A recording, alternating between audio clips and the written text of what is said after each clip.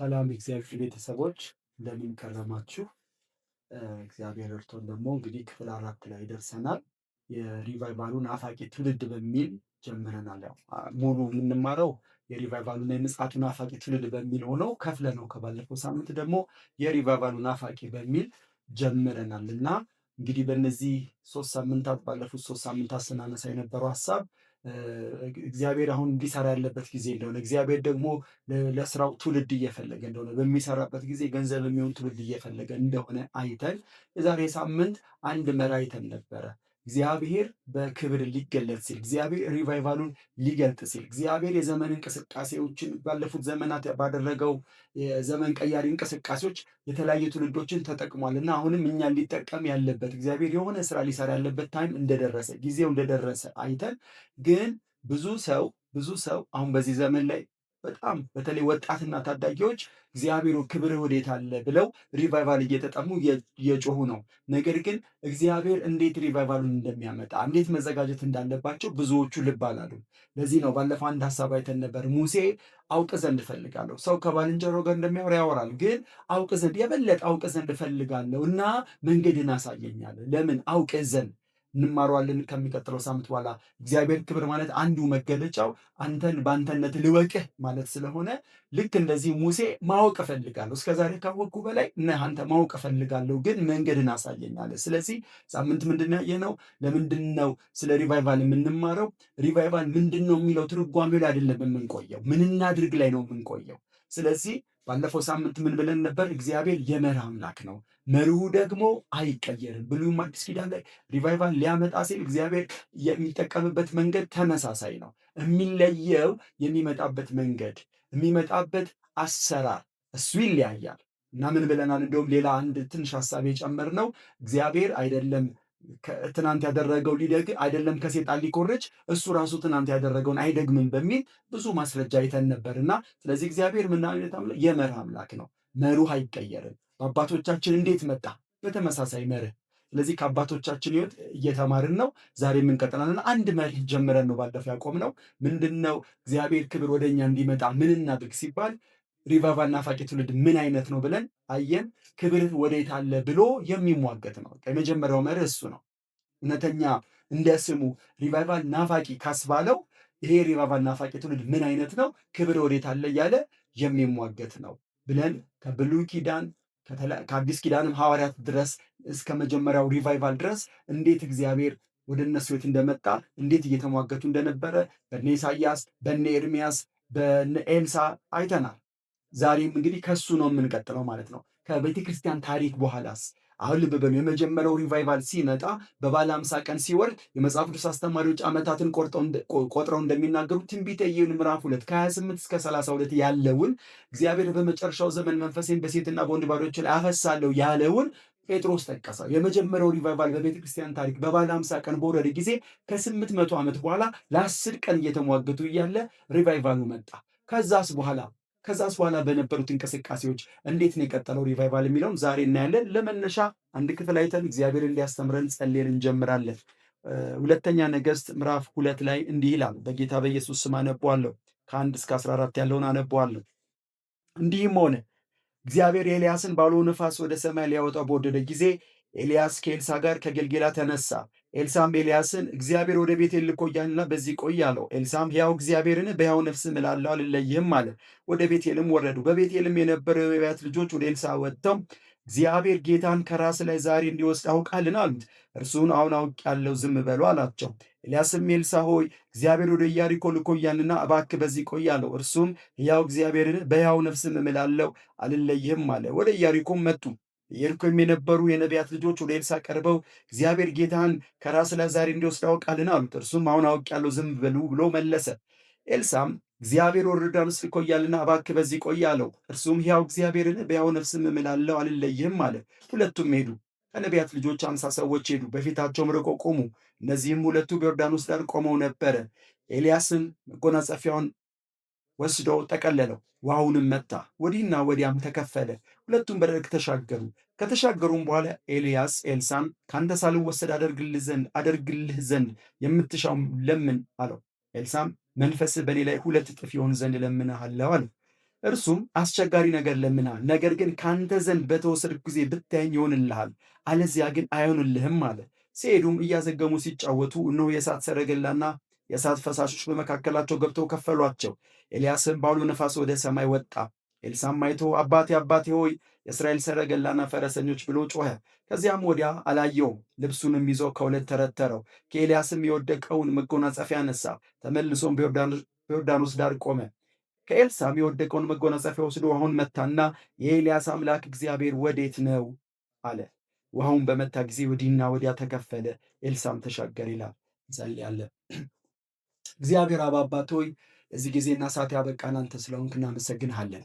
ባለፉት 3 ሳምንታት እግዚአብሔር ሆይ የሪቫይቫል ጊዜ እንደደረሰ ለሪቫይቫሉ ደግሞ ምን ማድረግ እንዳለብን ማስተማር ጀምረሃል። እግዚአብሔር ሆይ ዛሬ ምን ቀጥላለን? አንተ ረድተን ልንቀጥል ነው። በመንፈስ እንድታስተምረን ያስተምራቸው ዘንድ መልካሙ መንፈስ ሰጣቸው ተብሎ እንደተጻፈ እግዚአብሔር ሆይ በቅዱሱ መንፈስ እንድታስተምረን በባሪያ አልፈህ እንድትናገረን እግዚአብሔር ሆይ እኔን ታናሹን ባሪያ እንድታግዘኝ ለእኔም ለወገኖቼም ሪቫይቫል ለናፈቁ እግዚአብሔር መርን እንድትናገረን ጊዜውን በኢየሱስም ላንተ አሳልፈን እንሰጣለን። መንፈስ ቅዱስ ሆይ አንተው አስተማሪ መንፈስ ብቻ አይደለም፣ አንተው ራስህ ማስተዋልም ትሰጣለህ። በማስተዋል ባርከን፣ ቀሪውን ጊዜ ባርክልን። ሁሉ ለአንተ ክብር ይሁን በኢየሱስ ስም። እሺ እንግዲህ እነዚህ በብሉይ ኪዳን ላይ በተለይ ያነሳናቸውን አባቶች ስናይ በቀላል የሚሟገቱ አልነበሩ። በቃ አሁን ያዩትን ክብር ወይም አሁን ለምሳሌ ኤልሳዕን ስናየው ኤልያስ ላይ ሲሰራ የነበረውን ነገር አይቷል። 7 ተአምራት ሲሆኑ ሰምቷል። 7 ተአምራት በእጁ ሲከናወን አይቷል። አብሮት ሲያገለግል እግዚአብሔር በሱ እጅ ምን ምን እንዳደረገ ሲያይ ነበረ። ስለዚህ ይሄን አየና እሱ ደግሞ አሁን ኤልያስ ሊወሰድ ሲል የኤልያስ አምላክ ወዴት አለ ከተወሰደ በኋላ ሲል እናያለን። ከላይ ግን ካያችሁት 3 ጊዜ ሊፈትነው ነው። በነገራችን ላይ መጀመሪያ 12 ጥማድ በሬ ጋር እያለ ኤልያስ ሄደና መጎናጸፊያውን ጣለበት። ከዛ በኋላ ተከተለኝ፣ ከኔ በኋላ ነቢይ ትሆናለህ እንደሆነ ገብቶታል። ስለዚህ ተከተለው፣ አይቷል። በህይወቱ ቀጣይ በኤልሳዕ ህይወትም ሊሰራ ያለው ነገር ኤልሳዕ ገብቶታል። ነገር ግን እውነት እሱን የሚተካ ነቢይ መሆን አለመሆኑን ለማወቅ አሁን ሊወሰድ መሆኑን ይስማ ለማረጋገጥ ብሎ እግዚአብሔር ወደ ኢያሪኮ ልኮኛል፣ ወደ ቤቴል ልኮኛል፣ ወደ ዮርዳኖስ ልኮኛል ብሎ 3 ጊዜ ፈተነው። 3ቱን ፈተና እንዳለፈ ባወቀ ጊዜ በል ካንተ ሳልወሰድ የምትለምነው ምንድን ነው አለው። አንተ ላይ ያለ መንፈስ 2 እጥፍ። አንዳንዶች አላችሁ አይደል እነዚህ እንደምትጸልዩ አስታውሳለሁ። በጣም በቅንነት አንድ ወንድም መስሪያ ቤት በምሰራበት ጊዜ እግዚአብሔር ሆይ በሐዋርያት ሥራ ላይ የነበረው መንፈስ እጥፍ ሆኖ ይገለጥ እያልን እየጸለይን እያለ እሱ ቆመና እንደዚህ አለ፣ እኔ ይቅርታ አድርጉልኝ 100 እጥፍ ነው የምፈልገው አለ። በቃ ደስ አለኝ ልቡ። ምንም ችግር የለም። ባለፈውም ብየዋለሁ። በቅርብ ጊዜ አንዳንድ እግዚአብሔር ሰዎች እንደተናገሩት እግዚአብሔር ተናግሮናል 7 እጥፍ ብለዋል። 7 ፍጹም ቁጥር ነውና ይሁን። እግዚአብሔር በወደደው መንገድ ነው የሚመጣው። በወደደው ልክ ዘማሪዋ ህሊና በቅርብ እንደዘመረችው ማለት ብትወድ ከሰዓት ብትወድ በወደድከው መንገድ በጸጥታ ብቻ ና እንዳለችው እግዚአብሔር በወደደው ቀን በወደደው መንገድ ይመጣል። ግን ምን ልላችሁ ነው? 3ቱን ጊዜ አንድ የሚለው ነገር አለ። አልለይህም ይለዋል። ሊወሰድ ነው ገብቶታል። አልለይህም ይላል እና በቅርብ አንዲት ስካለ ስትለው በጣም ደስ አለኝ ማለት ያን ሁሉ ዋጋ ከፍዬ ማለት 2 እጥፍ አንተ ላይ ያለው መንፈስ ፈልጌ ነው። ያን ሁሉ ዋጋ ከፍዬ መጥቼ ተከትዬ በሬን አርጄ ብዙ የመጽሐፍ ቅዱስ አስተማሪዎች እንደሚናገሩት ድልድዩን አፍርሶ ተከትሎት በሬዎቹን ያርስበት የነበረውን በሬ አርዶ ሞፈሩን ቀንበሩን እንዳለ ሰባብሮ ቤተሰብ ተሰናብቶ መጥቶ እንዴት ነው አሁን እሱ ትቶት ሊሄድ የሚዘጋጅ? አልለይህም ማለት የሚለምነው ነገር ገብቶታል። ስለዚህ ሪቫይቫል ናፋቂ ትውልድ ምንድን ነው እያልን ነበረ። ሪቫይቫል ናፋቂ ትውልድ እንደዚህ ነው፣ አልለየም። ያዕቆብን ነካ አድርገነው ነበር። ባለፈው ሳምንት ራሱ ካወራችሁ በኋላ ስለ ያዕቆብ በጣም በሕይወቴ ብዙ የተማርኩበት ነው። ዘፍጥረት 32 ላይ ያለው ታሪክ እያነሳውላችሁ ነበር። ያዕቆብ ሌላም ነገር ሰሞኑን ተጨምሮልኛልና ያዕቆብ ምንድን ነው ያለው? ካልባረከኝ አልለቅም። መቼ ነው ግን ያለው? መቼ ነው ያለው? ልብ በል።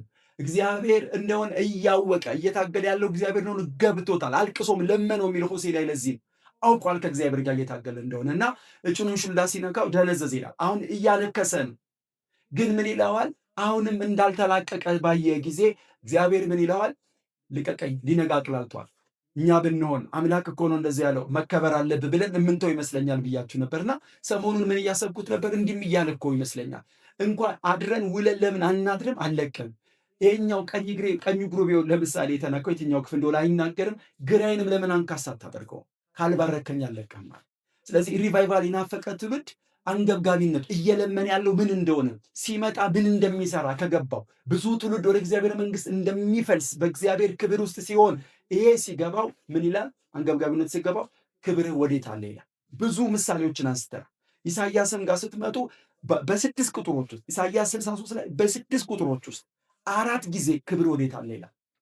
ምዕራፍ 64 ቢታወቅ ቃል አለ ሰማያትን ቀደምን ብትወርድ ይላል።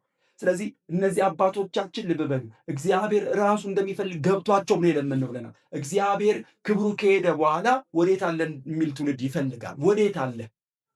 ለዚህ ነው ኤርሚያስ ላይም 5 ግሩፖችን ባለፈ ያነበብነው ክፍል ላይ ወዴት አለ ለምን አላሉኝ።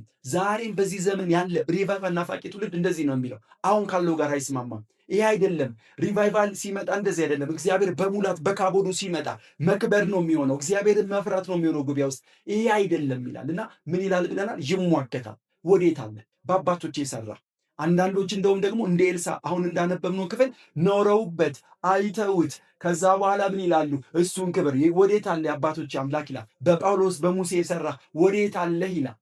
እውነተኛ ሪቫይቫል ናፋቂ ትውልድ እንደዚህ አይነት ነው፣ የሚሟገት ነው። ዛሬ የምናያለን አንዳንድ ሰዎች ማለት ትናንትና ክብር ውስጥ ቆይተው ከዛ በኋላ ደግሞ ክብሩ ከሄደ በኋላ ኖ አልስማማም የሚል እውነተኛ ሪቫይቫል ናፋቂ የሆነ ትውልድ ግን አሁን ባለው እንቅስቃሴ በጸጋ ስጦታ ማገልገልን እሱን አይስማማም። አሁን ያለውን ነገር አይለምደውም። አሁን ያለውን መንፈሳዊ ሕይወት አይለምደውም። እንዲህ ልበላችሁ ኢየሱስ ሉቃስ 5 ላይ እንደተናገረ አዲሱን ወይን ጠጅ በአዲሱ አቅማዳ፣ አዲስ ወይን ጠጅ በአሮጌው አቅማዳ ላይ ቢደረግ ይፈነዳል እንዳለ ብዙ መጽሐፍ ቅዱስ አስተማሪዎች ኢትዮጵያ ላይ በደርግ ዘመን የፈነዳው ሪቫይቫል በአግባቡ ስላልተዘጋጁ በነገራችን ላይ ብዙ እኔም እስማማለሁ ብዙ የሐሰት ትምህርቶች ብዙ ሚኒስቴሮች የተከፈቱት ከዛ በኋላ ነው ይባላል። ለምን? አዲሱ ወይን ጠጅ ሲመጣ ባረጀ ላይ ስለነበረ። ስለዚህ ልባችንን አስፍተን በደንብ ለሚመጣው አዲሱ ሪቫይቫል እስከዛሬ ያልተሰማ እግዚአብሔር ሲመጣ ብለናል በአዲስ መንገድ ነው የሚመጣው። አደራረጉ መንገዱ እንግዳ የሆነ ነገር ነው ሊያደርግ የሚመጣው። ስለዚህ እንግዳ ነገር ሊያደርግ ስለሚመጣ ልባችንን ማስፋት አለብን። ለሚመጣው ክብር ልባችንን አስፍተን መጠበቅ አለብን። ግን ምን እያልን እግዚአብሔር ወዴት አለ? በአባቶች ዘመን የሰራ ወዴት አለ? ሩቅ አንሂድ።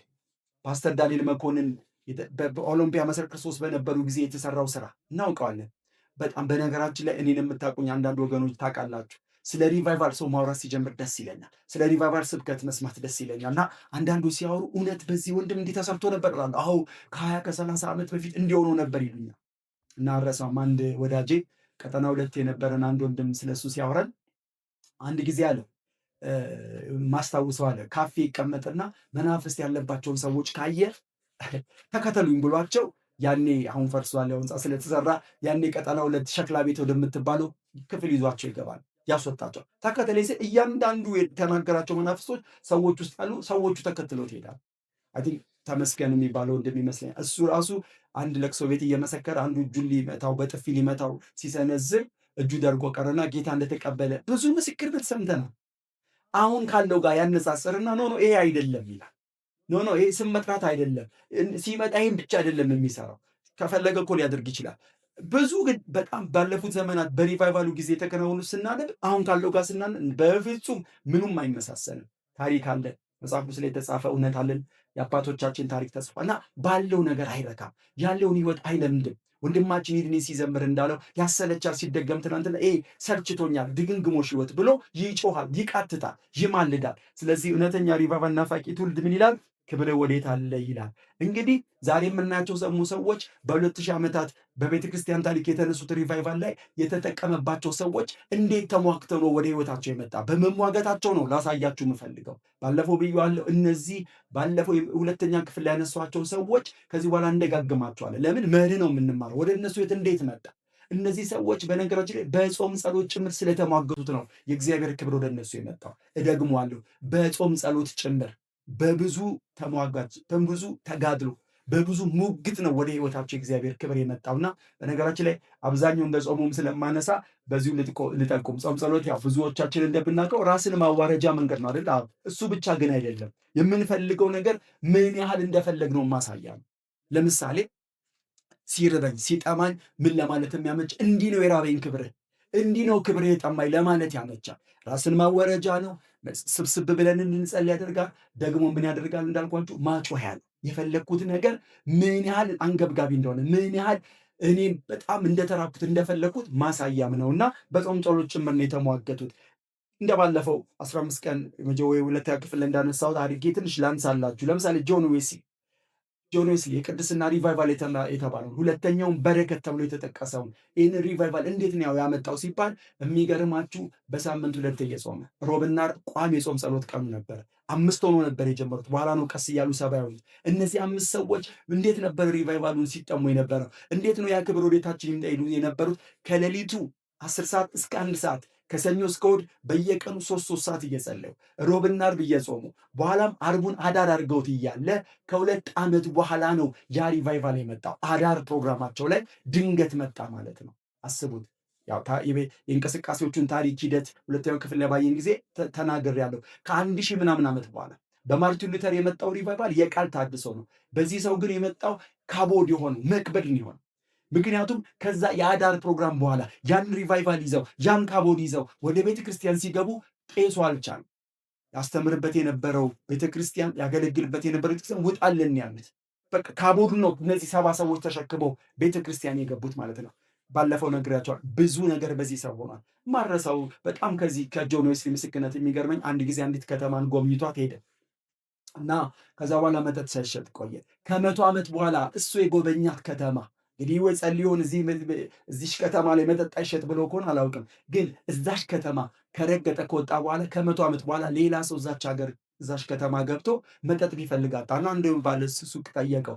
እዚሽ ከተማ ላይ መጠጥ ለምንድን ነው የሌለው? ምንም አጣው ሲለው አንድ ጆን ዌስሊ የሚባል ሰው መጥቶ ጎብኝቷት ሄደ። ከዛ በኋላ ይኸው 100 ዓመት መጠጥ የለም፣ ብናመጣ መጠጥ የሚገዛን የለም ማለት እንዳልኳችሁ ነው። ያመጣው ሪቫይቫል ራሱ ስሙ የቅድስና ሪቫይቫል ነውና መጠጥ እስኪጠፋ ሆኗል ማለት ነው።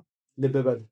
ቻርልስ ጄ ፊኒ ስለ እሱም ባለፈው አንስተናል። እሱም ሪቫይቫሉ ከመምጣቱ በፊት ረጅም ሰዓት ይጸልይ እንደነበረ ባዮግራፊ ይናገራል። በጣም ይጸልይ የነበረ ሰው ነው። ከዛ ከጆን ናሽ ወይም ደግሞ ፋዘር ናሽ የሚል ቅጽል ስም ከተሰጠው ጋር አብሮ ይጸልዩ ነበር።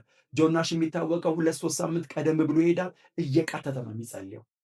ቀደም ብሎ ነው። በተለይ ሮቸስተር የሚባል ኒውዮርክ ከተማ ውስጥ ያመጣው ሪቫይቫል አስደናቂ ነው። እሱ ከሰበካቸው ወንጌሎች ውስጥ ቀድሞ ይሄዳል ፋዘር ናሽ፣ እዛ ሄዶ ይጸልያል። ጂቪኒ ደግሞ ይሄድና እዛሽ ከተማ ወንጌል ይሰብካል፣ ሰው ይድናል።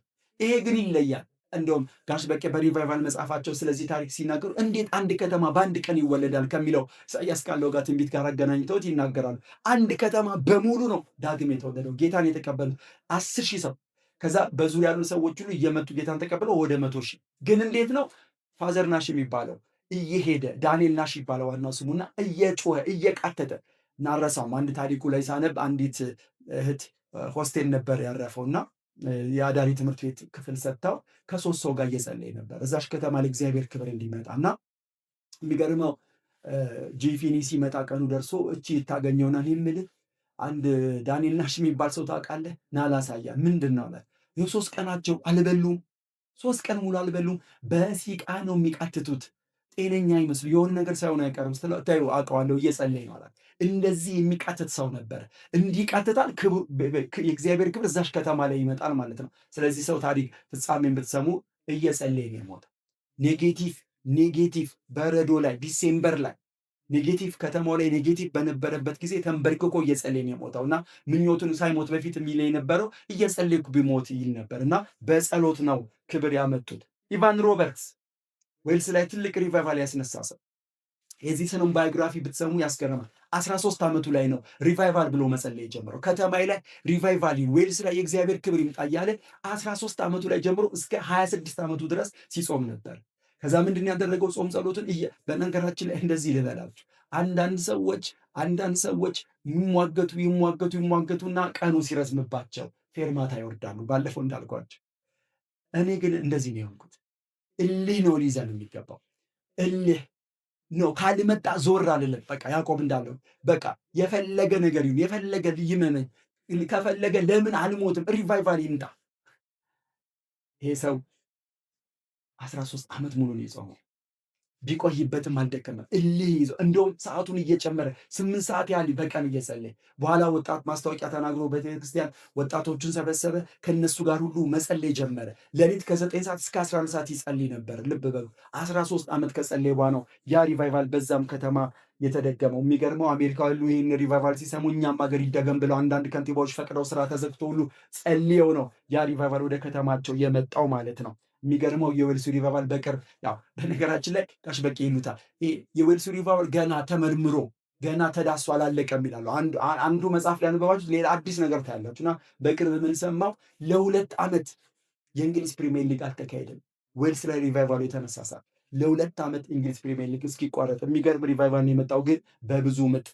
ሌላዋ ባለፈው ያየናት ኦግንስ ኦዝማን የምትባለዋ 3 ቀን ቻይንኛ ያወራችው የጴንጤቆስቴ ሪቫይቫል ጀማሪ የምትባለዋ ሴት እንዴት ነው የመጣው ሲባል ሐዋርያት ሥራ አስተማሪያቸው አስጠንቷቸው ፈርሃም እሱን ካነበበች በኋላ እነሱ ላይ ሆኖ ለምን እኛ ጋር አይመጣም ብላ አስቡት ከ1500 ምናምን ዓመት በኋላ ያስጀመረች ሴት ናት።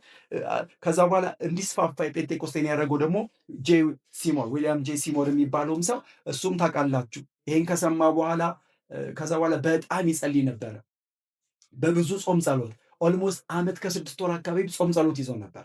ልብ በሉ ባለፈው አይተነዋል።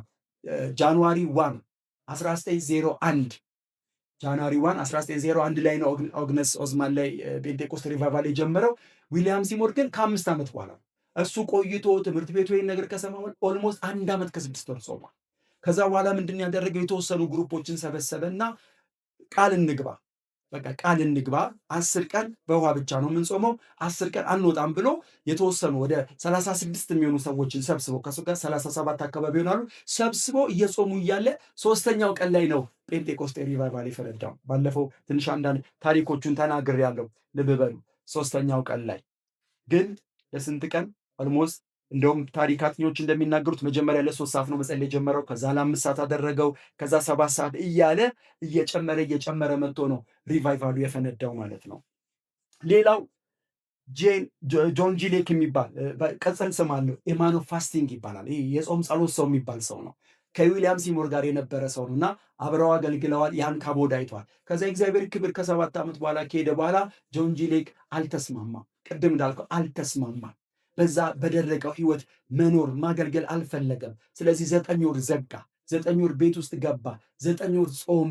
እንደውም አንዳንድ ሰዎች እንደሚናገሩት የፉጨት አስተማሪ እስኪመስል ድረስ ጋስ ጀነራል ያነበባችሁ ፎቶውን አይታችሁት ከሆነ አላውቅም፣ ወይ ጎግል ማድረግ ትችላላችሁ። ፊቱ የከሳ ነበር፣ እስኪከሳ ድረስ ነበር የጾመው እና ምን ነበር ልመናው? ክብር ወዴት አለ? ከዛም የእግዚአብሔር ክብር ወደ እርሱ ህይወት መጥቷል። ፍራንክሊን ሆን የሚባል ሰው 300 ሰዎች ሰብስቦ ከ100 ዓመት በኋላ የተባለው በመሃል የገባ እነ ካትሪን ኩልማን አለን የተነሱበት ዊሊያም ብራናም የተባለ ሰው የተነሱበት ጾም ጸሎት ነው። 300 ሰዎች ሰብስቦ ለ40 ቀን በውሃ ብቻ ልክ እንደ ዊሊያም ጄ ሲሞር እንዳደረገው ተስማምቶ ማለት ነው። በቅርብ ወንጌላዊ ጸጋ በአንድ ስብከት ላይ ሲናገር ሰምቼው በጣም ገረመኝ። አንድ ባክስተር አይ ቲንክ አልተሳሳት ስሙ ስለሱ እያወራ በስብከቱ ላይ በጣም ገረመኝ። ይሄ ሰው በነገራችን ላይ 3 ቦታ አገልግሏል አለ። 3 ቦታ አገልግሏል። 3 ቦታ ላይ ሪቫይቫል አስነስቷል እና ሲናገር በኦልሞስት ከ60 ዓመት አገልግሎት በኋላ 85 ዓመቱ ላይ አንድ ንግግር ተናገረ። በህይወቴ በ60 ዓመት አገልግሎቴ 3 ቦታ አገልግያለሁ። 3ቱም ቦታ ሪቫይቫል ተነስቷል። 3ቱም ቦታ ግን ሪቫይቫል ለመነሳት ምክንያቱ የኔ ስብከት አይደለም ማለት መማር እኮ አለብን አሁን እንደምናደርገው። ግን ሐሳቡ ምንድነው? ስለሰበኩ አይደለም ሪቫይቫል የመጣው ይልቅ በቃል ኪዳን አንወጣም ብለን ይሰማላ አንወጣም ብለን ክብር እስኪመጣ ባለፈው ኤርሚያስ እንዳለው እስክትጎበኘን ዝም ብላ እንባ ታፈሳለች እንዳለው አንወጣም እንጸልያለን ክብር እስኪመጣ ብለው እየተስማማን በኪዳን እስኪመጣ ድረስ ብለን ስለ ጾምን ስለ ጸለይን ነው 3 ጊዜ ሪቫይቫል የመጣው። እንግዲህ እግዚአብሔር ባለፈው ትንሽ ጠቀስ አድርጌላችኋለሁ። እግዚአብሔር ጉጉት ይወዳል እንዲያስብላ እኔ እንደዚህ ያሰብ ሰሞኑን በጣም እያሰብኩበት ለምንድን ነው እግዚአብሔር እዚህ ድረስ ሰዎች እንዲሟገቱት የሚፈልገው? ማለት ሳይታክቱ እንዲጸልዩ ብሎ ምሳሌ ነግሮናል። አጥብቆ መፈለግን አጥብቆ እስኪከፈት ማንኳኳትን ኢየሱስም አስተምሮናል። ለምንድን ነው ብዬ ሳስብ ምናልባት ሊፈትነህ እውነት ኢዮብ ተርቧል? እውነት ይህን የእግዚአብሔርን ክብር ናፍቋል? ከልቡ ነው? ሲቀጠል ደግሞ ወደ እግዚአብሔር የሚደርስ እግዚአብሔር እንዳለ ለሚፈልጉትም ዋጋ እንዲሰጥ ያምን ዘንድ ያስፈልገዋል እንደሚል አምኖታል? እንደሚመጣ አምኖ ነው የሚጸልየው ብሎ ሊፈትን ምን ያህል ተርቧል? ምን ያህል ፈልጎታል? ምን ያህል አምኗል ብሎ እየፈተነኝ ቢሆንስ? ደግሞ ለሪቫይቫሉ የሚመጥን ማንነት እስኪኖረኝ ድረስ እያዘጋጀኝ ቢሆንስ? ደግሞ ጊዜም የሚባላል እንማራለን። አንድ መሪ ላይ በእምነት መጠበቅ ቢለው ስንደርስ ደግሞ እንማረዋለን። ስለዚህ እንደዚህም ሊሆን ይችላል። የራሱ ጊዜ አለ፣ የራሱ ካላንደር አለ። ኢየሱስ እርግጠኛ ስለሆነ ከጥቂት ቀን በኋላ አለ 10ኛው ቀን መጣ በበዓለ ሃምሳ ቀን። ግን ትንቢቱን ግን ብናጠና 800 ዓመት በኋላ ከኢዩኤል ትንቢት 800 ዓመት በኋላ። ስለዚህ 1 ዓመት ይሁን 10 ዓመት 20 ዓመት እንደ ስምዖን እያረጀ ሰው ሊሆን ይችላል፣ አናውቅም። ግን እስኪመጣ ድረስ ተብሎ እንዲሟገቱት እግዚአብሔር ይፈልጋል። ከዛ በወደደው ቀን እሱ በወሰነው ሰዓት ይመጣል ማለት ነው። ሌላ አለን ቅድም እንዳልኳችሁ 340 ቀን ከጾሙ በኋላ ነው የፈነዳውና ይሄ ሰው ምን አስቀጠለም? ይሄ ሪቫይቫል እንዲቀጥል በሕይወቱ አንድ ነገር ያደርጋል። በዓመት 5 ጊዜ 40 ቀን ይጾም ነበር። ኦልሞስት ከ365 ቀን 200 ቀን ይጾማል ማለት እኮ ነው። አይገርምም? ከ365 ቀን 200 ቀን ይጾማል ማለት ነው።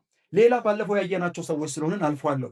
ጆሴፍ ባባሎላ የሚባለው ናይጄሪያ ውስጥ የተነሳ እሱ ራሱ በዓመት 3 ጊዜ 40 ቀን ብዙ ጊዜ በውሃ ብቻ ነው። አንዳንዴ እንደውም 24 ሰዓት ያደርገዋል። አንዳንዴ ሳያቋርጥ 24 ሰዓት ይጸልይ ነበረ። ቦታውም እየሄዱ ሰዎች ይጎበኙቷል ብለን ባለፈው አንስተን ነው ነበረ። እሺ ሌላ አር ደብሊው ሻምባክ የሚባል ሰው ይገርመኛል። በወር ውስጥ 4 ቀን ብቻ ነው ምግብ የሚበላው። ያ ማለት እንዲህ ማለት እኮ ነው፣ በሳምንት 1 ጊዜ።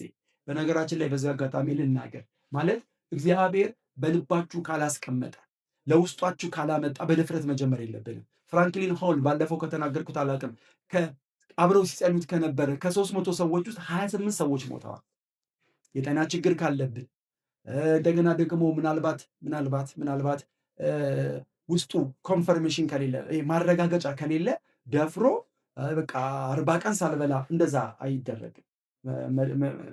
መዳፈር እንዳይሆንብን ማለት ነው። እና በወር ውስጥ 4 ቀን ብቻ ነበር የሚበላው። የዚህ ሰው ህይወት ላይ የተገለጠ ሪቫይቫል ይገርማል። አንድ ሆስፒታል ገብቶ ሆስፒታሉን ባዶ አድርጎ ወጥቷል፣ እንዳለ ሰዎች ድነው ማለት ነው። ሌላ ጆን ሃይድ ቅጽል ስሙ ፕሬግ ሃይድ ይባላል። ያው ከሚያደርገው ነገር ተነስተው ነው እንደዚህ አይነት ቅጽል ስም የሰጠው ተደብቆ ስለሚጸልይ እና እንደውም አንዳንድ አብረውት የሚያገለግሉት ሚሽነሪዎች በጣም ይናገሩት ነበረ።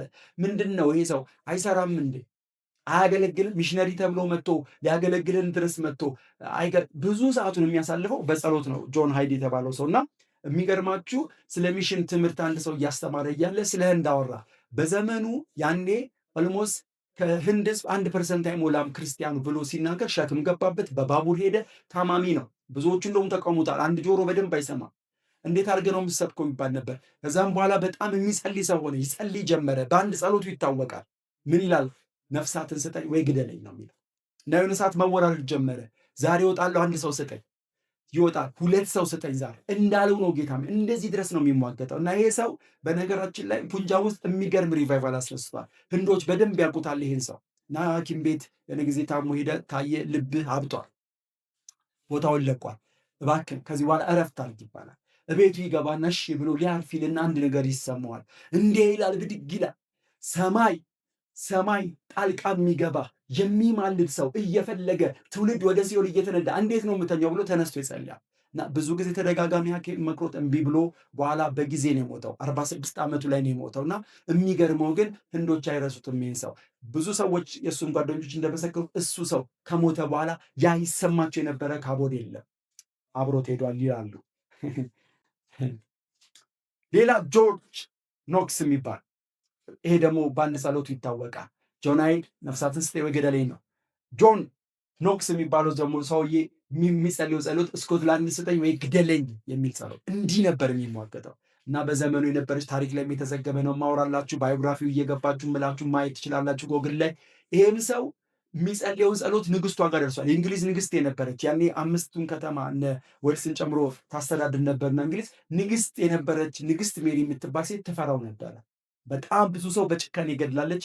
በእሷ ታሪክ ውስጥም ብታዩ እጇ በደም የተጨማለቀ ሰው ነው። እቺ ሴት ግን እንዲህ ብላ ትናገር ነበር በዘመኑ እኔ በየትኛውም ሰራዊት ፊት ከመቆም ይልቅ የሚያስፈራኝ የዚህ ሰው ጸሎት ነው ትል ነበር።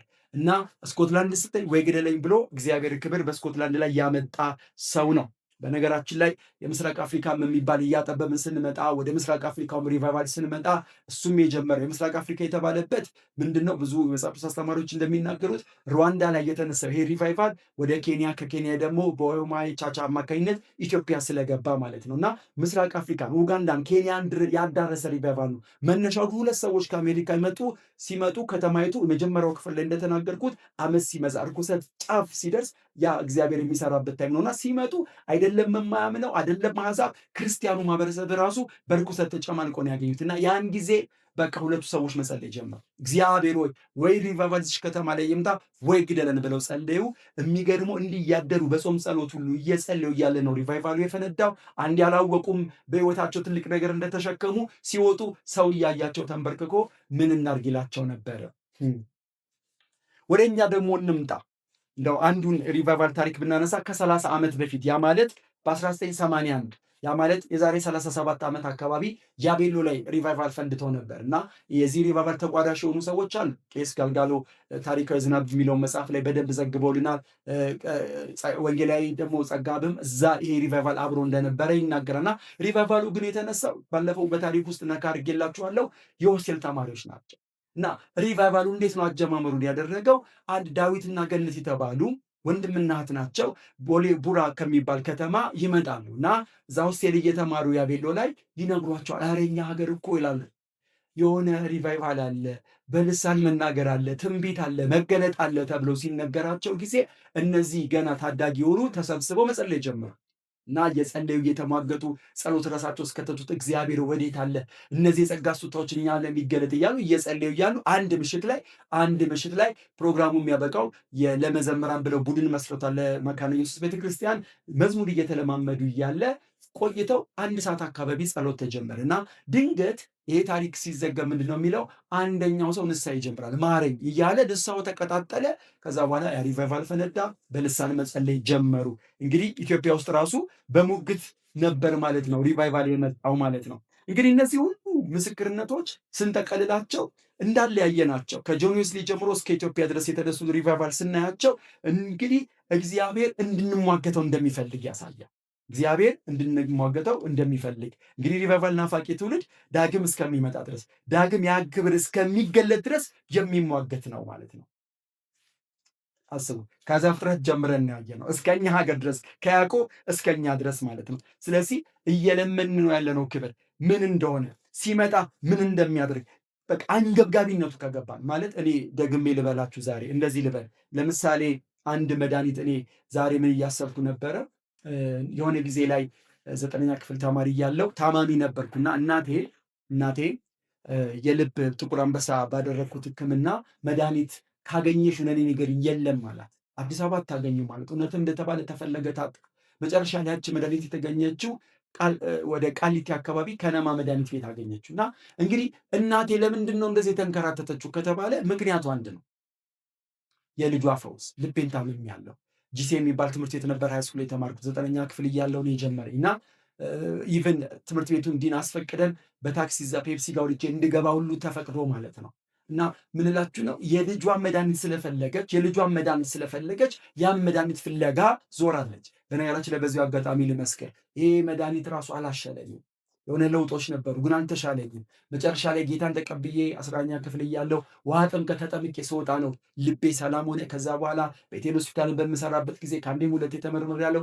ጤነኛ ነው። ክብር ለእግዚአብሔር ይሁን። እና ምን እላችሁ ነው መድኃኒቱን ፍለጋ ነው እናቴ የተንከራተተችው።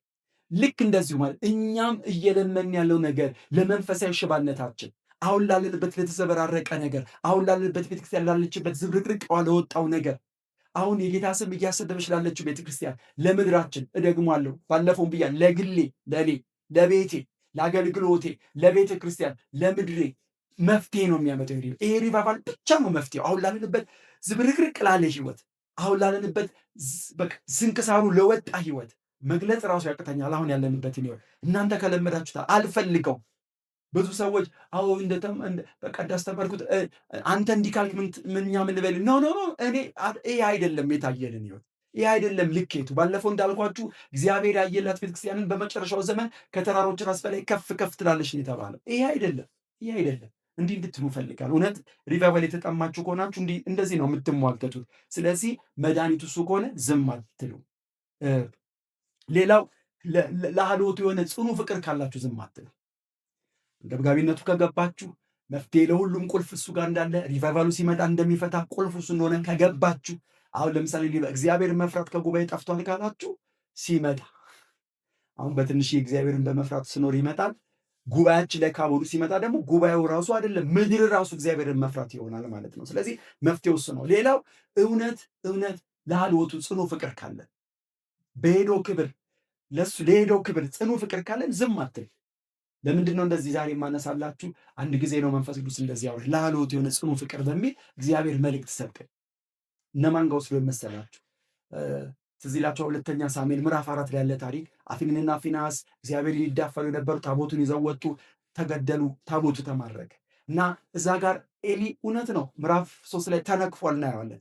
ማለት ከእግዚአብሔር ልጆቹን አከበረ የሚል ቃል እውነት ነው አለ። ግን በታናሹ በብላቴና በሳሙኤል ከመጣው መልእክት የተነሳ አላውቅም፣ ግን የሆነ መሻሻል አሳይቷል።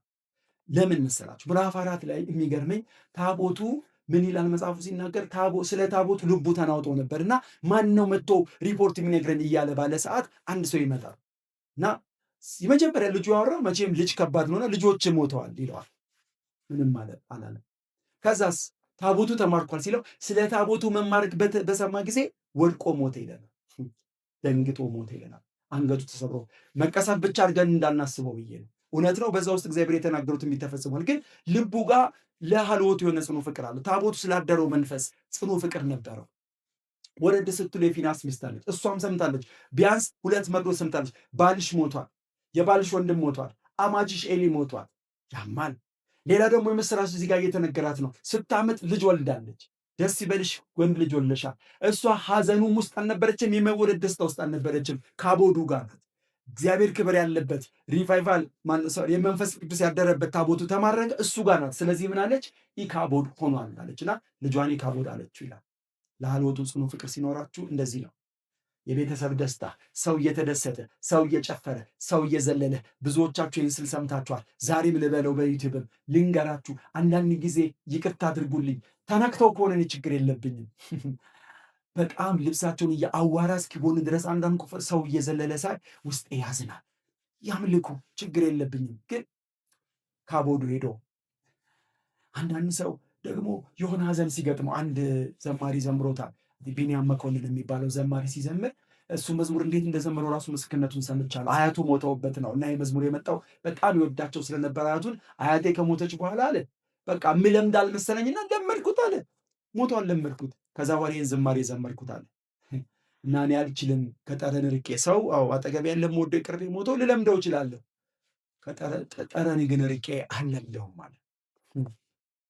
እንገራችሁ እኔ ጳውሎስና ካትሪን ኩልማን ይገርምኛል። አይደለም ኢካቦድ ሆኖ አይደለም የእግዚአብሔር ክብር ርቋቸው አይደለም የእግዚአብሔር ክብር ከቤተክርስቲያን ርቆ እያለ እንኳን ሲያሳዝኑት ሰዎች ደስ አይላቸው። ጳውሎስ ለዚህ ነው ለቆሮንቶስ ሰዎች የእግዚአብሔር መቅደስ እንደሆናቸው አታውቁም? ይደግመዋል ምዕራፍ 3 እንዲህ ብላችሁ ምዕራፍ 6 የእግዚአብሔር መንፈስ እንዲያድርባቸው አታውቁም? አይደለም የእግዚአብሔር ክብር ርቋቸው እያለ እንኳን ሰዎች ሲያሳዝኑት ደስ አይላቸው። ካትሪን ኩልማንም ትላለች መድረክ ላይ ወጣ ታሪኳ ላይ ደጋግሞ ተጽፎ ተነግሮላታል። ጥግት ይዝና ሰዎች ምን ያላሳዝነው ታስቀንተውት እንደመጡ ስታይ አንድ ወዳጅ ቢኖር ታሳዝኑታላችሁ ትላለች። አያችሁ ለአልዎቱ የሆነ ጽኑ ፍቅር ሲኖራችሁ። ሌላ አያይዤ የማነሳ ኦሪዮን ይገርመኛል። ሁለተኛ ሳሙኤል ምዕራፍ 11 ላይ ያለ ታሪክ ነው። ኦሪዮን ዳዊት ከቤርሳቤ ጋር ከተኛ በኋላ አርግዥ ያለው ስትለው አስጠራው። አብሯት ሊያስተኛውና ከእሷ ነው ሊለው ድራማ ሊሰራበት። ዳዊት ከሰራቸው ጥፋቶች ትልቁ ጥፋት ይሄ ነበር። ታውቃላችሁ፣ ብዙ ኪዮስ፣ ብዙ ምስቅልቅል ያለ ነገር በቤቱ ያመጣበት አምኖንና ትዕማር መገደል፣ ለአቤሴሎም መገደል፣ ለዳዊት መሰደድ ምክንያት የሆነ ኃጢአት ነው የሰራው ክፋት እና ሂድና ተኛ ብሎት ማለፊያ ምግብ ሰጥቶት እሱ ግን ከጥበቆቹ ጋር የተኛ ወለለ አልሄደም ይላል። ከዛ ዳዊት አስጠራ። ለምንድን ነው ያልከዋል? እንዴ ታቦቱ እዛ አድሮ የእግዚአብሔር ሰራዊት እዛ አድሮ እኔ ልበላ ልጠጣ አይሆንልኝም አለ። እሺ ዛሬ ምደራ አጠጣው። ሰው ሲሰክር እንግዲህ ስለሚያምረው አብሮ መተኛ ስለሚያምረው አሰከረው። ሰክሮም ግን እቤት ነው ያደረው። አልሄድም ይላል። ምን አይነት ፍቅር ነው ያለው ለአልወቱ! አልሄድም አለ። እንዴት ነው የምበላው ከሚስቴ ጋር የምተኛው? አልሄድም አለ። ሰክሮ ስካር እኮ ታውቃላችኋ? ስካሩ መንፈስ ነው የሚነዳችሁ። እሱ ግን ስካር ውስጥ ሆኖ ራሱ ልቡ እየተናወጠ ያለው ስለ ታቦቱ ነበር። እናንተም እላችኋለሁ ለሃልወቱ ለእግዚአብሔር ክብር ለካቦዱ ጽኑ ፍቅር ካላችሁ አትስማሙ። እሱ ሄዶ አትስማሙ። ታዝናላችሁ። እንዳነሳኖቹ ሰዎች ትጾማላችሁ፣ ትጸልያላችሁ፣ ትጮሃላችሁ፣ ታምጣላችሁ። ወንጌላዊ ጸጋ በሚለው ነገር አለ። ሪቫይቫል በምጥ ጸሎት ይወለዳል። ከዛ በጸሎት ይቀጥላል፣ በጸሎት ይቀጣጠላል ይላል። በጸሎት ይቀጣጠላል፣ በጸሎት ይቀጥላል ይላል። አለምጥ ጽኑ ፍቅር ካላችሁ ታምጣላችሁ። ዝም ማለት አትችሉም። ዝም ማለት አትችሉም። ዳዊትን ወቅሻው ብቻ አይደለም። ዳዊት ራሱ የሚገርመው ለህልወቱ የሆነ ጽኑ ፍቅር አለ። ታውቃላችሁ በንጉሥ ሳውል ዘመን አልፈለግነውም ብሎ ከይሁዳ ቤት ታቦቱን ያመጣው እሱ ነው። ካመጣውም በኋላ ቤት እንስራለት ያለ ዳዊት ነው። እሱም ፍቅር አለው። ለህልወቱ ጽኑ ፍቅር ያላቸው ሰዎች ዝም አይሉ። ምን ይላሉ? በነ ጆን ዌስሊ የሰራ በነ ኢቫን ሮበርትስ የሰራ በነ ማሪያ ውድዝ የሰራ በነ ካትሪን ኩልባን የሰራ በነ ዊግልስሞስ የሰራ ወዴት አለህ ይላል። እናነሳቸዋለን ወደፊት። አንድ ፉርጎ ሙሉ እኮ ነው ተንበርክኮ አንተ ማን ያለው? ምንም ብሎ አይደለም፣ ቁጭ ብሎ ካቦኑን ስለተሸከመ። ማርያው ዝኮ በምትቤትበት ሰፈር የሆነ ራዴስ ያለ እርኩሰት ሰው መስራት መዋሸት ያቅተዋል እኮ። ልታገለግል እኮ አይደለም።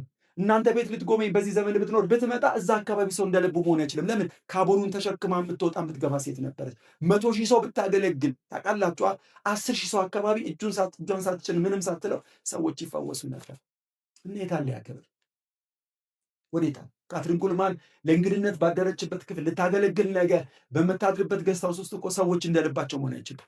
ወደ ሪሴፕሽን መጥተው ምንድን ነው መተኛታል፣ ሰላም አጣን ይላሉ። ሪሴፕሽን ያውቃሉና እሷን ይጠሯታል። እና በእነሱ ላይ ነበረ ክብሩት። ዝም አይልም። ለህልወቱ ጽኑ ፍቅር ያለ ሰው ይጣራል። በእነሱ ያለ በእነሱ ዘመን የሰራ እግዚአብሔር ወዴት አለ እያለ ይጣራል። ኃይል የት አለ ብሎ ይጣራል። ያ ኃይል ያ ክብር ካልደከመ ወዴት አለ? መዝሙር 77 ላይ ነው። አሳፍ የሚባል ሰው ምን አለ? ሌሊት ሁሉ መተኛት አልቻልኩም፣ እጄን ወደ አንተ አነሳለሁ፣ እጄን ወደ አንተ ዘረጋለሁ፣ ሌሊት አቃተኝ። ምን እንደውም ትርጉሙ ምንድነው? ርዕስ የሚሰጠው እስራኤልን ጥንተ አሰላስሎ ይላል። ስለ እስራኤል ጥንት አሰላስሎ ይላል። የድሮውን ታምር አስቦ ከዛ ማሰብ ጀመረ። ክንድ ተለውጦ ነው ወይስ ምንድን ነው የሆነው? እንዲህ ባለፈው ብያቸዋል። እግዚአብሔር ኃይል ጡረታ አልወጣም። በሙሴ የሰራ በአዲስ መንገድ በኢያሱ ቀጥሏል። በኤልያስ የሰራ በአዲስ መንገድ በኤልሳ ቀጥሏል። የሚገርም እና ታዲያ ለምን በአዲስ መንገድ በእኛ አይገለጥም? መሟገት አለብን፣ መጮህ አለ። ካልደከመ ካልዛለ እነሱ አባቶቻችን ደግሞ ስለው በቃ አልፈዋል። ያንተ ኃይል ግን አይለወጥማ። እንዳልተለወጠማ ለምንድን ነው በእኔ ዘመን የማይሰራው? ዝም አይልም፣ ይሟገታል። ልብ ዕንባቆም እንዳለው በእኔ ዘመን አለ አይደል ማለት ስለ አንተ ስራ ሰማሁ፣ ዝናህን ሰማሁ፣ በእኔ ዘመን እንዲታወቅ አድርግ፣ በእኔም ዘመን አድሳቸው አለ ዕንባቆም 3:2 ላይ። ዳዊትም እንዲህ አይነት ቃል ጠቅሷል አይደል? መዝሙር 85:6 ላይ እግዚአብሔር ሆይ በእኛ ዘመን አታድሰውም ምን አለ? እንግሊዘኛው እንደገና ሪቫይቭ አታደርገንም ምን ይለዋል? እንደገና ህያዋን አታደርገንም? እንደዚህ ነው የምንቀጥለው? አይስማማ። አስታውሳለሁ በጣም ወጣቶች አዲስ ከተማ ገነት ቤተክርስቲያን አንዴ ላገለግል አንዴ ደግሞ እንዲሁ ልካፈል ሄጄ አውቃለሁና ወጣት ታዳጊዎች መድረክ ላይ ራሱ ሲጮሁ ወይ ሪቫይቫል ይምጣ ወይ ግደል እያሉ ሲጮሁ ሰምቻለሁ። እንደዚህ የሚሟገት ትውልድ ነው እግዚአብሔር ዛሬ የሚፈልገው። በእውነት ሪቫይቫል ከናፈቃችሁ በቃ እንደዚህ ነው የምትጮሁት። እኔ ዛሬ በህልሜ አንድ ነገር እያወራሁ አየሁ። እንደዚህ ዩቲዩብ እየተቀረጽኩ ስለ ሰማይ ሰው ያን ሳወራ አየሁ እና ልመስክርላችሁ፣ እሱ ስለ ሪቫይቫል አይደለም ስለ ሪቫይቫል ሰው የምር ከተጠማ ለመጽሐፍ ቅዱስ ራሱ ይጾማል። ይህ ሰማይ ሰው ያን የሚባል ሰማይ ሰው ያን በሚባል መጽሐፍ በአማርኛ ራሱ ተጽፎለታል፣ ተተርጉሞለታል። ይህ ሰው ቻይናዊ ነው። ይህ ሰው ታውቃላችሁ የሆነ ጊዜ ላይ መጽሐፍ ቅዱስ አልነበረም። መጽሐፍ ቅዱስ የተገኘበት ሰው ስለሚገደል ማንም ሰው ጋር የለም እና እናቱ ግን ክርስቲያን ስለነበረች ታወራው ነበር እና መጽሐፍ ቅዱስን ፈልጎ ጾመ እስኪከሳ። አባቱ ከሞት መዳን ነበር ጌታን የተቀበሉትና ይሄ ቤተሰብ ግራ እስኪገባው እና አባቱ እንደውም አንድ ቀን ምን ሆነ፣ የሩዟ ብቻ እየጠጣ በሬ ጾሙ ምን እያለ መጽሐፍ ቅዱስ ስጠኝ እያለ ከዛ አንድ ቀን ሌሊት ላይ እየጸለየ እያለ ይህ ብላቴና ደግሞ ታዳጊ ነበር። እየጸለየ እያለ በር ተንኳኳ። ሌሊት 11 እና የሚጸልዩት አባትየው ነው። በቃ ምክንያቱም በራእይ ያየው የሆነ ሽማግሌ መጥቶ ሁለት ወጣቶች መጥተው ቀይ መጽሐፍ ቅዱስ ሲሰጡ ታይቷል። ቀይ ቦርሳ የተጠቀለለ መጽሐፍ ቅዱስ እና ብድግ ብሎ ያን ራእይ አይቶ ቤት ውስጥ መፈለግ ጀመረ እና ረብሻ ሲፈጥር ነው አባቱ እናቱ ምን ሆነ ነው መጽሐፍ ቅዱስ የት አለ? የሆነ ሰው መጥቶ ሰጥቶኛል።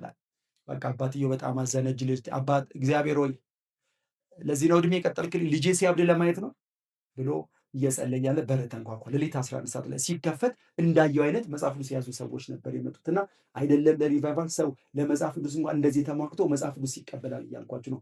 ታስሮም ካደገ በኋላ ወንጌል ላይ ሆኖ 74 ቀን ሳይበላ ቆይቶ እስር ቤት ውስጥ እናቱ ልትጎበኘው ከእህቱ ጋር መጣች። ሲያዩት ደነገጡ። በጣም ከስቶ ነበር። ናቅፋው እያለ ራበኝም አያላት። ዳቦ ላምጣልህ አለችው። እህቱን አስላከች። ኖ እማዬ አልገባሽም፣ አለቀሰ። እኔ ትውልድን የራበኛል፣ ወንጌል መስበክ ነው የራበኝ፣ ወንጌል እየሰበከ ስለታሰረ ማለት ነው። ስለዚህ በጥቅል እውነተኛ ሪቫይቫል ከየት ነው የሚወለደው? ከጸሎት ነው። ከጸሎት ማፀን ይወለዳል። ስለዚህ በብዙ ምጥ ነው የሚወለደው እና ሪቫይቫል እባካችሁ በጾም ጸሎትም ቢሆን እንሟገተው። የእግዚአብሔር ክብር በአባቶች ዘመን የሰራ ወደ ቤቴ፣ ወደ ግሌ፣ ወደ ቤተ ክርስቲያኔና ወደ ምድሬና ብለን እንሟገት።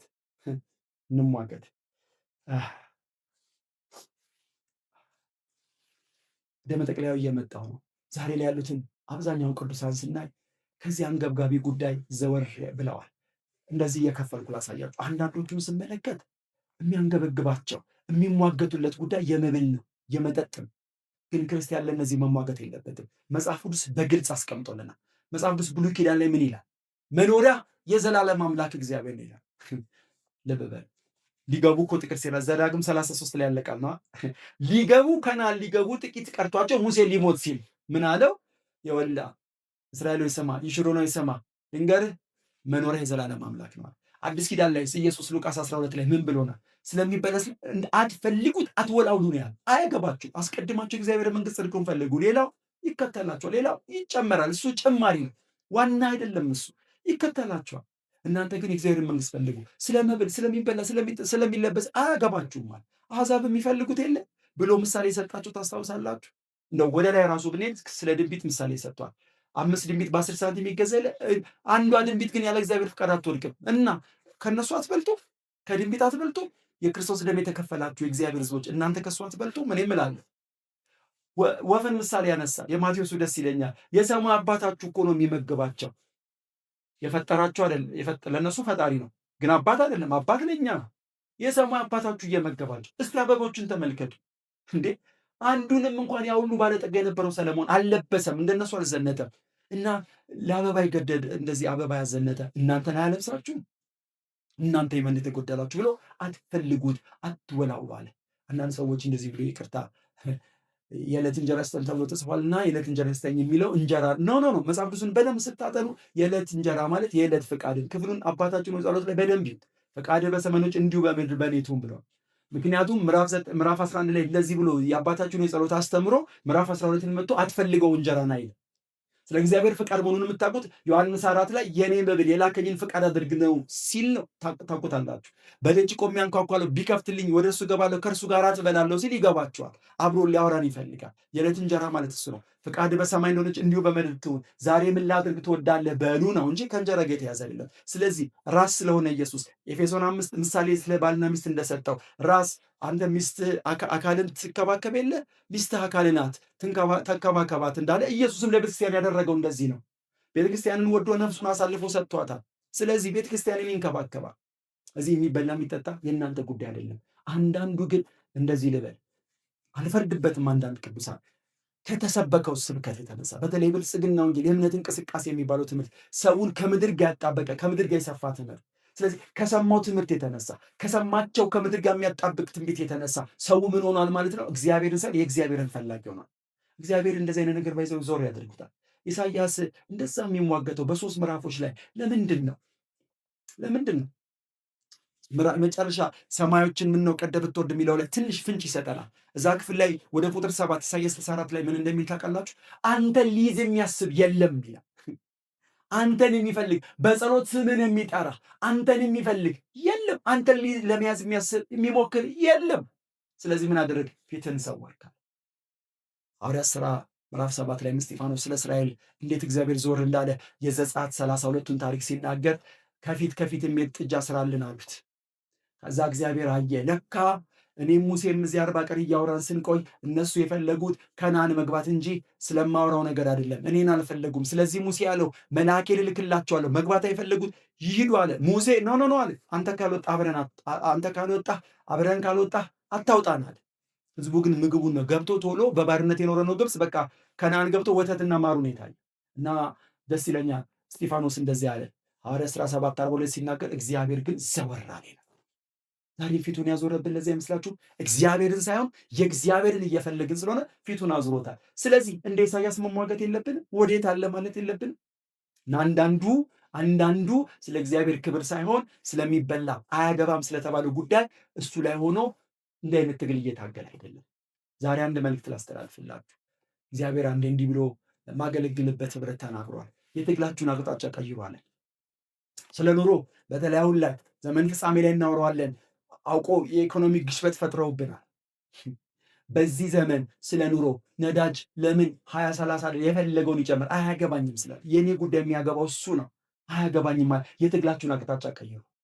አንድ ብቻ አድርጉት ትግላችሁ እንደ ዳዊት እግዚአብሔርን አደረኩ። ዳዊት ደስ ሲለኝ አንዲት ነገር ለመንኩት እርሷንም እሻለሁ፣ በሕይወቴ ዘመን ሁሉ በእግዚአብሔር ቤት ኖር ዘንድ አለ።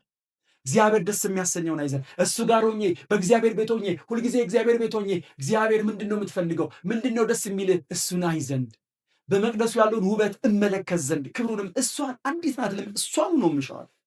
እግዚአብሔር በኢየሱስ ልመናችን አንድ ያድርግልን። የትግላችን አቅጣጫ አንድ ያድርግልን።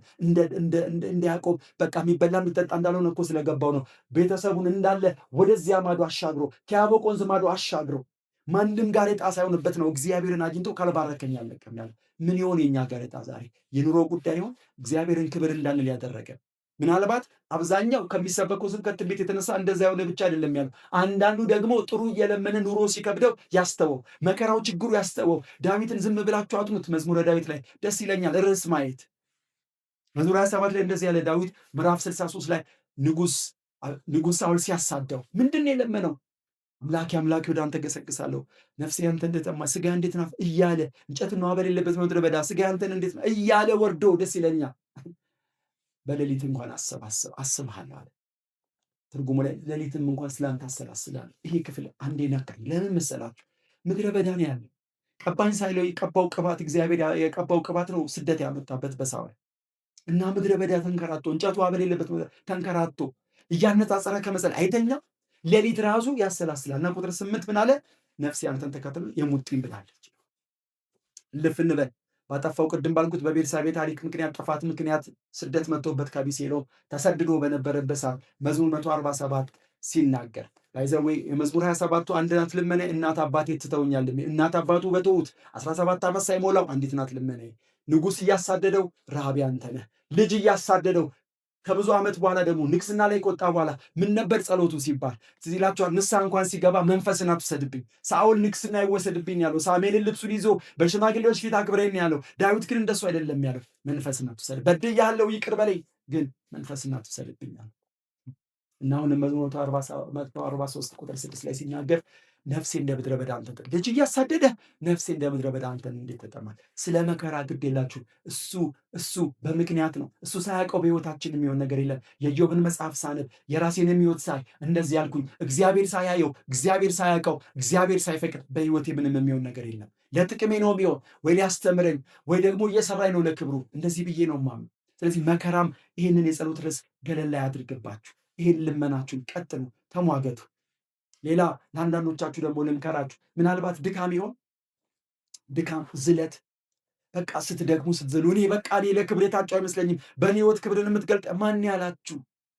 እንደውም እኮ እግዚአብሔር ከብሉይ ኪዳን እስከ አዲስ ኪዳን እስከኛ ዘመን ድረስ እግዚአብሔር የሚጠቀምበት ሰው እኮ ደካማውን ሙሴ አፈ ኮልታፋ ነኝ እያለ ዳዊት ቤተሰብ ራሱ የነቃ የረሳው ሰው አዲስ እነ ጴጥሮስ አሳ አጥማጅ የነበሩ ሐዋርያት ሥራ ምዕራፍ 4 ላይ እኮ ካህናቶቹ አለቆች አይተው እንዴ ያልተማሩ አይደል አሳ አጥማጅ ከየት አመጡት? ይሄንን እግዚአብሔር እንደዚህ ነው የሚጠቀመው። ብርቱ ነኝ ባለማ ክብሩን ስለሚሻማበት ከሱ ጋር ይሰራ እና አንዳንዱ ድካሙ ሲገባ እኔ አይመስለኝም፣ እኔ ሌላ ፈልግ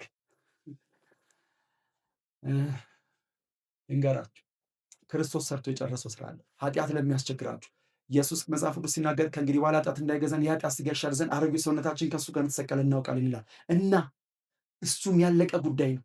በእሷ ከኃጢአት ጋር ትታገሉ፣ ዓይኔን ክፈት በሉት። ከክርስቶስ ጋር የመሰቀል ምስጢር ይግባኝ በሉት። ከኃጢአት ጋር ታገሉ አይልም አዲስ ኪዳን ላይ። ከኃጢአት ጋር ከታገላችሁ ወንድማችን ዋችማን የሚለው ነገር አለ። ከኃጢአት ጋር ሰው ከታገለ ይብስበታል። እስቲ ከነገ ጀምሮ 1 ሰዓት ያህል እጸልያለሁ፣ ከነገ ጀምሮ 1 ምዕራፍ አነባለሁ በሉ። ይብስባችኋል። ጥቂት የምትጸልዩ ሰዎች አትጸልዩ። አዲስ ኪዳን በፉከራ አይሆንም።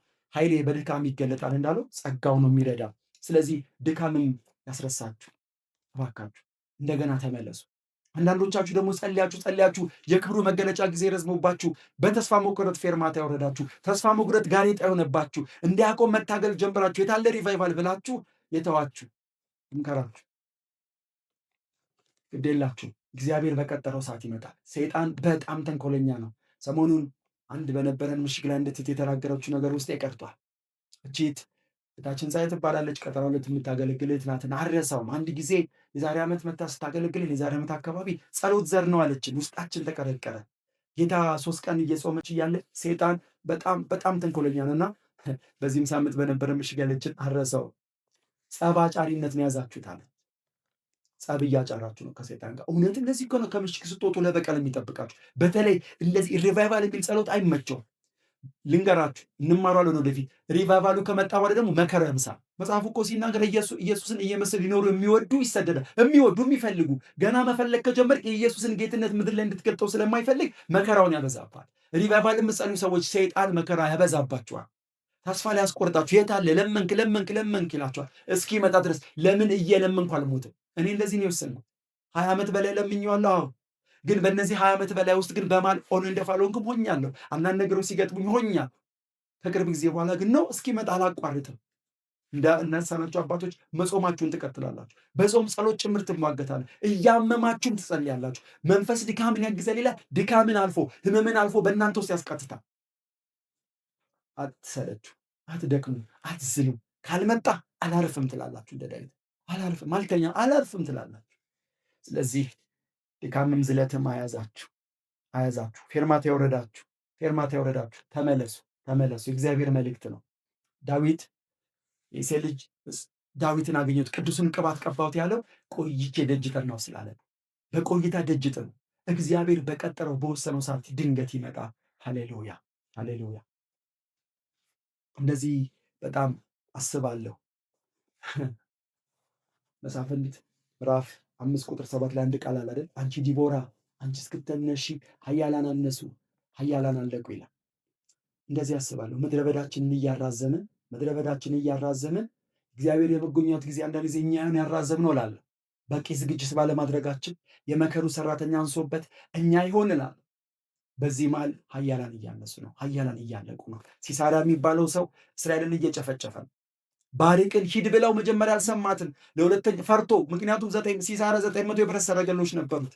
ፈርቶ ሁለተኛ አስልካ ጠርታ ነው እንዲህ እግዚአብሔር ሂድ በእጅ አሳልፌ እሰጣለሁ አላለም ብለው ነው ሄዶ ያሸነፈ። ከአሦር ንጉሥ ነጻ ወጣቸው። በዚህ መሃል ግን ህዝቡ እያለቀ ነበር። በዚህ መሃል ህዝቡ ከሀገር እየሸሸ እየተሰደደ ነበር። አነሱ፣ ኃያላን አለቁ። አይቆጫችሁም? ሰሞኑን በብዙ ኢትዮጵያውያን ተወዳጅ የሆነ አርቲስት ነፃነት ወርቅነህ አርፏልና ምን ተሰማችሁ? አንድ ኮመንት እያየው ነበር ዩቲዩብ ላይ። ደስ ማለት አዘንኩም። እንደዚህ የሚል ኮመንት አየው። አይቆጨኝም መስክርለት ነበር ለነዚህ የሚል እጅት ደስ አለችኝ። ግን ደግሞ አንድ ነገር ተሰማኝ። ታውቃላችሁ ሳይቀበል ጌታን መሞቱስ ቆጭቶሻል ብላት ደስ ይለኛል። ቆጭቶሻል? ናልጠይቃችሁ ኃያላን ሲያንሱ ለሀገር የሚጠቅሙ ብዙ መስራት የሚችሉ ሰዎች ሲያንሱ ሲያልቁ ወንጌል ሳትመሰክሩላቸው ጌታን እንዲቀበሉ ሳትነግሯቸው ሲሞቱ ምን ይሰማቸዋል? ኃያላን እያነሱ ነው፣ ኃያላን እያለቁ ነው። እኛ እስክንነሳ ድረስ እኛ ከኑሮ ጋር እየታገልን፣ እኛ ከሆነ በሽታ ጋር እየታገልን፣ ይህን በሽታ ትነቀውሎም እያልን እየታገልን ብዙ ሰዎች እኔን የሚያውቁኝ ዛሬ 4 ዓመት አካባቢ በጣም ታምሜ ግራ ተምስሬ ከልብ ወደ አእምሮ ምን ጠቦ 70% ተብሎ ሄጄ ነበር በወገኖች ፌስቡክ ላይ ተሰብስቦ እርዳታ እና ሲሄድ 100 ነው የተዘጋው፣ ቀኝ ብቻ ነው ክፍት ተብሎ 3 መድኃኒት ተሰጥቶኝ የእድሜ ልክ እሱን እየወሰድኩ እና በፌስቡክም በዩቲዩብም ከመጣው በኋላ አንዳንዱ ገው አምሮብህ ደህና ሆነህ ሳይላሉ የሚገርማችሁ ራስ ምታት ማዞር እስቲላም ሳገለግላችሁ ራሱ እያመመኝ ነው። ግን አንድ ነገር አመለኝ ኃይል በድካሜ እንዳለ ኃይል ይሆናል እግዚአብሔር እና አንዳንዱ ሰው ምን ያደርገዋል አላችሁ? ከበሽታው ጋር እየታገለ አንዳንዱ ከኑሮ ጋር አንዳንዱ ጋር ከኃጢአት ጋር ታገል ካልተባለው ጋር እየታገለ ዘመን እያለቀ ኃያላን እያነሱ ነው። ወንድምቶች እንመለስ፣ ትግላችንን አንድ እናድርግ፣ የትግላችንን አቅጣጫ እናስተካክል። እሱም ክብርን ብቻ በል። እግዚአብሔር ይርዳል። እግዚአብሔር ጸጋውን ያብዛል። እግዚአብሔር ጋር ጸጋ አለ። የራሴን ሕይወት ያነሳሁላችሁ ዝም ብሎ አይደለም፣ አግዞኝ ስላየሁት ነው። እያመመኝ እጾማለሁ፣ መድኃኒት እየወሰድኩ እጾማለሁ። ከራሴ አይደለም፣ ስለ ራሴ ብርታት ላወራ አይደለም። ግዴላችሁ በዚህ አቅጣጫ እንጸልይ፣ እንሟገት። የእግዚአብሔር ክብር ዳግም በላቀ ሁኔታ ወደ ምድራችን ይመጣል። እንጸልያለን። አባ አባ አባ ስለዚህ ጊዜ እጅግ አድርገን እናመሰግናለን። እግዚአብሔር ሆይ አሁን የሚገባኝ እንደዚህ ነው። ክብርን ልትገልጽ ጊዜው ደርሷል። ክብርን የመግለጫ ጊዜ ደርሷል። በዚህ ጊዜ ግን አንዳንዶች ፌርማታ ወርደዋል። አንዳንዶች የትግላቸውን አቅጣጫ ቀይረው ከሌላ ከኃጢአት ጋር ሲታገሉ፣ አንዳንዶች ደግሞ ከኑሮ ጋር ሲታገሉ፣ አንዳንዶች ተስፋ ቆርጠው ይህንን ጸሎት ረስተዋል። ዛሬ ግን እግዚአብሔር ሆይ እለምንሃለሁ እነዚህ ወገኖች እግዚአብሔር ሆይ ወደ ድሮ ሙግታቸው እንዲመለሱ፣ ክብር ወዴት አለ እንዲሉ፣ እግዚአብሔር ልመናቸውን ጥያቄያቸውን አንድ እንዲያደርጉ፣ መሻታቸውን ራባቸውን አንድ እንድታደርግና እግዚአብሔር ሆይ ሌሎችንም እግዚአብሔር ሆይ በዚህ ትምህርት ውስጥ እግዚአብሔር ሆይ ሰዎች ተነስተው ተቀስቅሰው መሻትን በውስጣቸው ከተህ ክብር ወዴት አለ እያሉ እንዲሟገቱ ነው በኢየሱስ እጸልያለሁ። ለእኔም ለወንድም ለእህቶች ይህን መልእክት ለሚሰሙ እግዚአብሔር ሆይ እለምንሃለሁ ከዚህ ክብር ወዴት አለ ከሚል ጸሎት ከዚህ መሰዊያችን ላይ እግዚአብሔር ሊያስነሱን የሚጠሩ በኢየሱስም ዛሬ ዘወር ይበሉ። ዛሬ በጌታ በኢየሱስም ገለል ይበሉ። እግዚአብሔር ሆይ የተለያየ ድካሞች ገለል ይበሉ። የተለያዩ ተስፋ ማስቆረጦች በኢየሱስም ገለል ይበሉ። እግዚአብሔር ሆይ ሁሉም ሰው ለምንሃለሁ አሁን ጊዜው ስለደረሰ አንተም እንድንሟገት የምትፈልግበት ጊዜ ነውና ክብር ወዴት አለ ከሚለው ጸሎት ውጪ ከዚህ ልመና ውጪ ጸሎትን ከውስጣችን እንድታጠፋ በኢየሱስ እጸልያለሁ። እግዚአብሔር ሆይ እንደ ፈቃደ መንፈስ ቅዱስ በእኛ ውስጥ ይማልዳል። እንድንማልድ በሚፈልገው ብቻ እየማለድን ደግሞ ክብር ወዴት አለ እያልን እየተሟገትን በምድራችን የተናገርከው ሪቫይቫል እንዲፈነዳን በኢየሱስ እጸልያለሁ። እግዚአብሔር ሆይ እኔን እንድታስነሳ ወንድምቶቼ እንድታስነሳ ይህን መልእክት የሚሰሙት እንድታስነሳ ነህምያ በሰማ ሰዓት ሸክም ውስጡ እንደገባ ይህንም ትምህርት ይህንም ስብከት እየሰሙ ላሉ እግዚአብሔር ሆይ ውስጣቸው ቀስቅሰህ የትውልድ ሸክም ከተህ የቤት ሸክም ውስጣቸው ከተህ እግዚአብሔር ሆይ ክብር ወዴት አለ እያሉ መፍትሄው ክብር ነው፣ መድኃኒት ለሕይወት ለቤተ ክርስቲያን ለምድር መድኃኒት ነው እያሉ ክብርህን እያሉ እግዚአብሔር እንዲሟገቱ አቅም እንድሰጣቸው ሙግትን በውስጣቸው እንድትከት መሻት ራብ እንድትከት እኔ በኢየሱስ እጸልያለሁ። ይህን ስለምታደርግ እናመሰግናለን። የሰማነው ቃልም ከኛ ጋር ተዋህዶ እግዚአብሔር ሞጋቾች አድርጎ እግዚአብሔር እንዲጠቅመን እኔ በኢየሱስ እጸልያለሁ። ሞጋቾች ከስራው አያውቁም። በብሉይም በአዲስ ኪዳን በሁለት የቤተ ክርስቲያን ታሪክ ውስጥ ስናይ ሞጋቾች ከስራው አያውቁም። ስለዚህ እማጸናሃለሁ እግዚአብሔር ሞጋቾች አድርገን ይሄ ትምህርት ሞጋቾች አድርጎ ይጥቀመን። ስለሰማን እናመሰግንሃለን። ቀሪውን ጊዜ ባርክልን፣ ሳምንታችንን ባርክልን። ሳምንትም እንዲሁ መድን ስለምትናገረን ስለምታስተምረን እናመሰግናለን። እኔም ባሪያን ስለረዳኝ ክብሩን አንተ ውሰድ። ሁሉ ተጠቅልሎ ለአንተ ክብር ይሁን በኢየሱስ ስም አሜን።